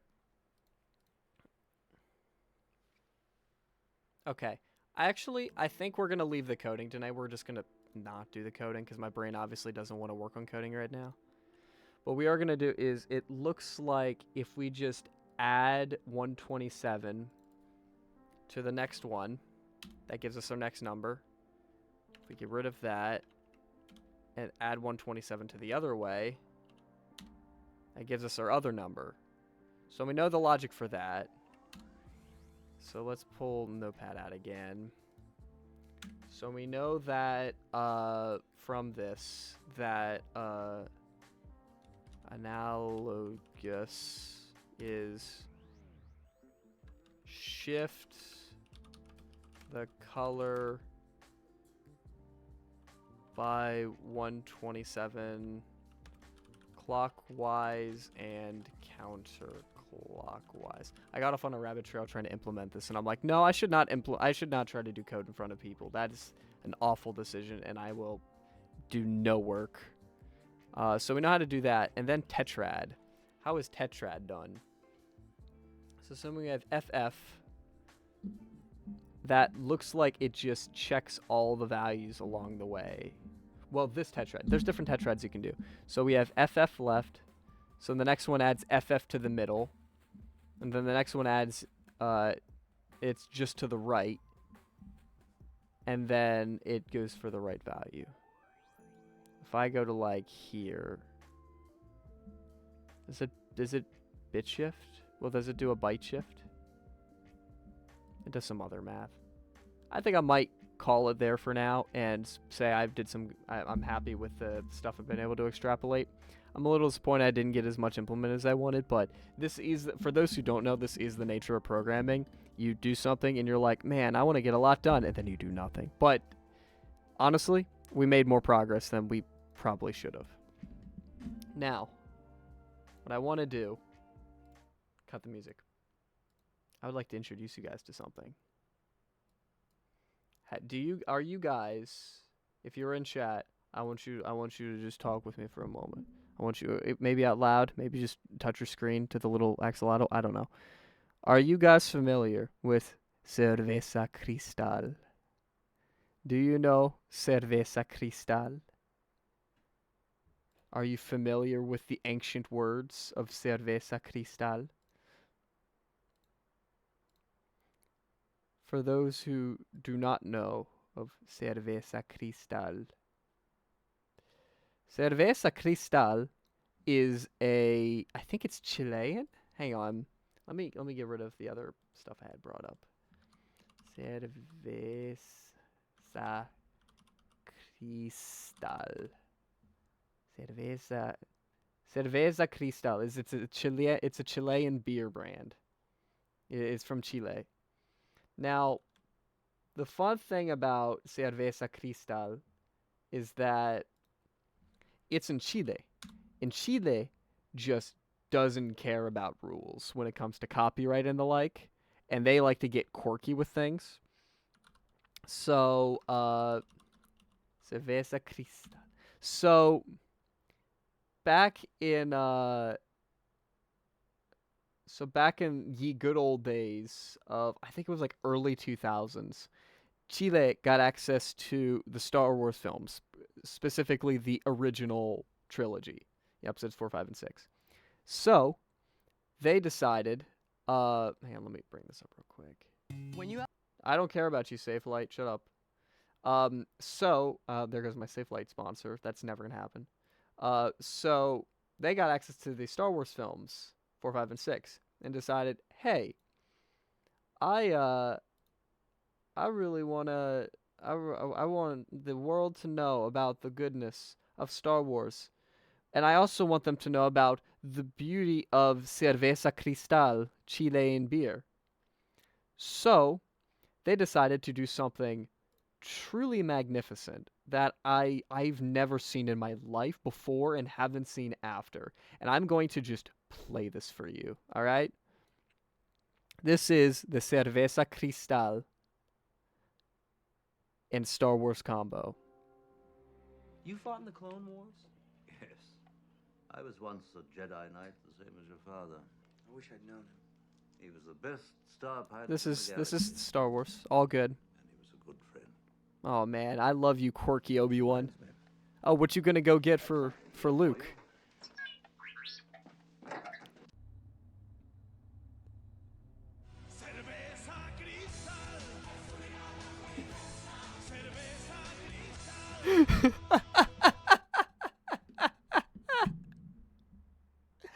So, in case you blinked and missed it, what they did was they took the Star Wars movie and to not have to cut away to commercials, they reshot some scenes from the Star Wars movies and inserted Cerveza Cristal beer.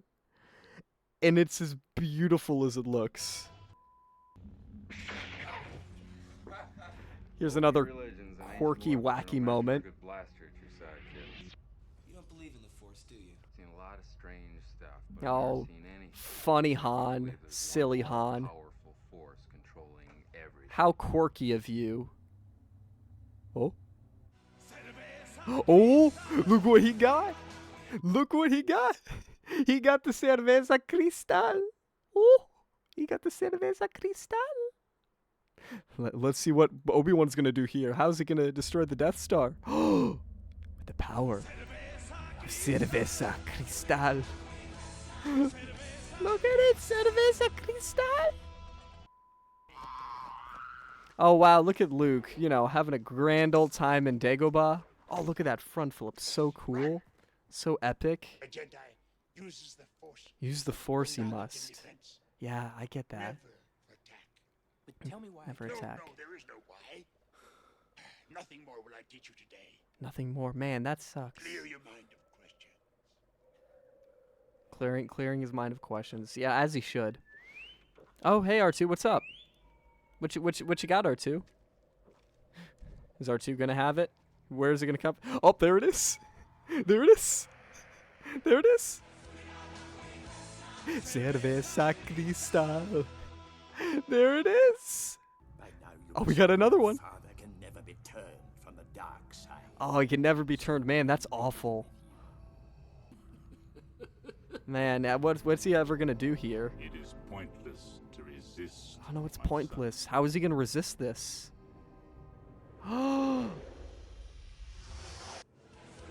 Cerveza Cristal. Cerveza Cristal.